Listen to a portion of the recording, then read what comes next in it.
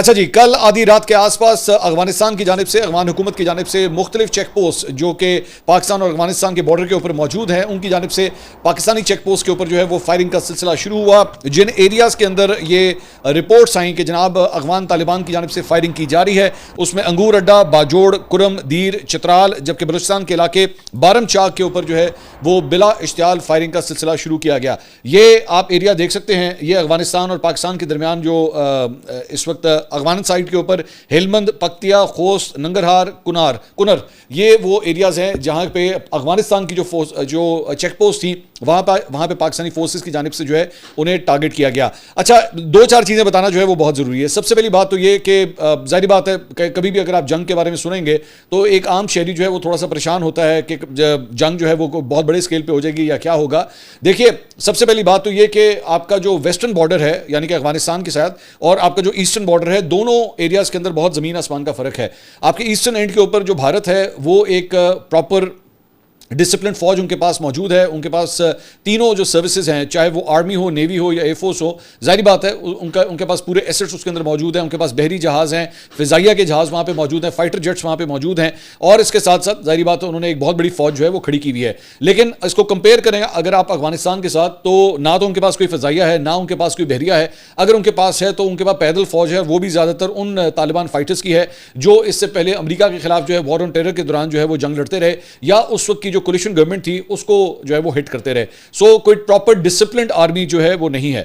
ज्यादा से ज्यादा ये कमांडो एक्शंस कर सकते हैं, हिट एंड रन किस्म की जो है वो ऑपरेशंस कर सकते हैं। ये एक प्रॉपर डिसिप्लिन वॉर के हवाले से जो एक तरीकाकार होता है उस तरह इनकी कोई किसी किस्म की ट्रेनिंग नहीं है। इन्होंने किसी दूसरे मुल्क के साथ जो है उनके बॉर्डर के ऊपर जाके उस तरह इंगेज नहीं किया है। अगर इन्होंने किसी भी ताकत को इंगेज किया है तो तभी किया है जब वो मुल्क या उसकी फोर्सेज जो है अफगानिस्तान के अंदर लैंड की है। मिसाल के तौर पर रूस हो गया या मिसाल के तौर पर अमरीका हो गया या उस वक्त की नेटो फोर्सेज हो गई।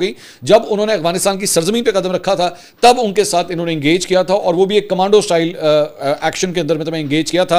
ये लोग हिट करते थे, स्पेसिफिक टारगेट्स को जो है वो टारगेट करते थे और उसके बाद फिर वहां से जो है वो हिट करके भाग जाते थे वहां से। तो इस तरह इनकी कोशिश रहती थी कि ये उनके एसेट्स को, उनके चाहे एयर बेसेस हों या उनके पेट्रोलिंग यूनिट्स हों, उनको जो है वो इस तरह हिट किया जाए। एज सच बॉर्डर जो है वो इन्होंने जंग जो है वो नहीं लड़ी हुई। दूसरी बात यह कि कल रात को ये जो कुछ भी हुआ है इसका मकसद क्या था? इसका मकसद यह था, सबसे पहली बात तो यह कि पाकिस्तान की जानिब से दहशतगर्दों के खिलाफ, टीटीपी के खिलाफ जो कार्रवाई हुई है, इसने उस बात की तस्दीक कर दी कि जनाब हमला पाकिस्तान ने किया है और इनको बुरी तरह लगाया जाके। तो इसकी रिटेलिएशन के अंदर सिर्फ अवाम को जो है सेटिस्फाई करने की खातिर जो है ये इन्होंने थोड़े से पटाखे चलाए हैं। लेकिन मैं दोबारा ये लफ्ज़ कहूँगा, ये पटाखों से ज़्यादा कुछ नहीं है, क्योंकि ना तो इनके पास कोई ऐसा कोई लॉन्ग रेंज मिसाइल्स मौजूद हैं कि ये पाकिस्तानी शहरों को टारगेट कर सकें। ये ज़्यादा से ज़्यादा इसी तरह check post to check post जो है वो मैन टू मैन फायरिंग के अंदर जो है इन्वॉल्व हो सकते हैं। इससे ज़्यादा ये कुछ नहीं कर सकते।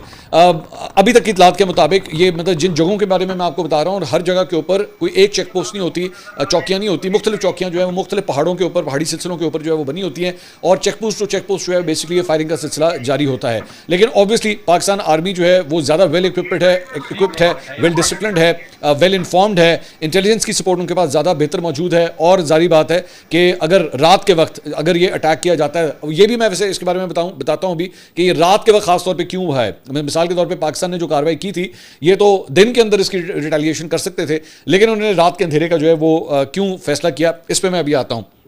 लेकिन ये जो check post to check post की बेसिकली लड़ाई है, इसमें एज सच कोई बहुत बड़ा जो है वो जिससे आप कहें कि जनाब फुल स्केल वॉर का आगाज़ हो गया। मैं जानता हूं कि इस वक्त मुख्तलिफ यूट्यूबर्स जो है इसको बढ़ा चढ़ा के भी बहुत पेश कर रहे हैं कि जनाब अफगानिस्तान और पाकिस्तान के दरमियान कोई बाकायदा जंग जो है वो शुरू हो गई। जंग हो नहीं सकती। आप इसको स्कमिशेस कह सकते हैं, आप इसको हल्की फुल्की जो है वो लड़ाई कह सकते हैं, उस हद तक ज़रूर है। लेकिन ऑब्वियसली ये उनकी एक जारियत है जो इन्होंने बॉर्डर के ऊपर जो है वो ये सिलसिला इन्होंने स्टार्ट किया है।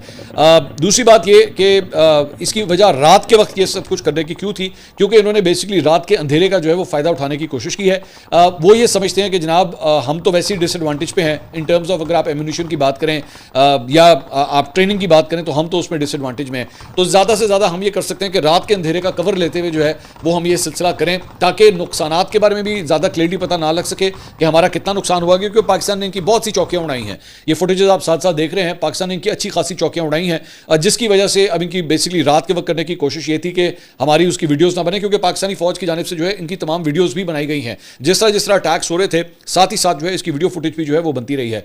तो एक तो रात के वक्त ये सब कुछ करने की एक ये वजह थी। दूसरी बात ये कि जाहिर बात है जब आप रात के वक्त ये सब कुछ कर रहे होते हैं तो उसके बाद पाकिस्तान की जानिब से कल रात को जो है वो फाइटर जेट्स भी उड़ाए गए, जिन्होंने मुख्तलिफ कंपाउंड्स को, मुख्तलिफ चौकियों को भी निशाना बनाया है। अभी तक हमारे पास ये डिटेल नहीं आई है कि पाकिस्तान ने क्या सिर्फ फाइटर जेट्स का इस्तेमाल किया है या ड्रोन्स का भी इस्तेमाल किया है या नहीं, लेकिन इस सिलसिले में मुतज़ाद इतलात आ रही हैं कि फाइटर जेट्स भी इस्तेमाल किए गए और शायद ड्रोन्स भी इस्तेमाल किए गए हैं। शायद आपको ये बात पता ना हो सकता है कि मैंने पाकिस्तान भारत के दरमियान जो जंग हुई थी उसके अंदर मैंने तफसीलात से आपको आगाह किया था कि पाकिस्तान के पास जो कॉम्बैट या स्ट्राइक करने वाले जो ड्रोन्स हैं उसकी बहुत बड़ी तादाद यहाँ पे मौजूद है पाकिस्तान के पास, और वो ख़ास तौर पे दहशतगर्दों के हवाले से ख़ास तौर पे इस किस्म की जो लड़ाइयाँ होती हैं जो मतलब सरहद के उस पार से फायरिंग का सिलसिला, सिर्फ उनको टारगेट करने के लिए वो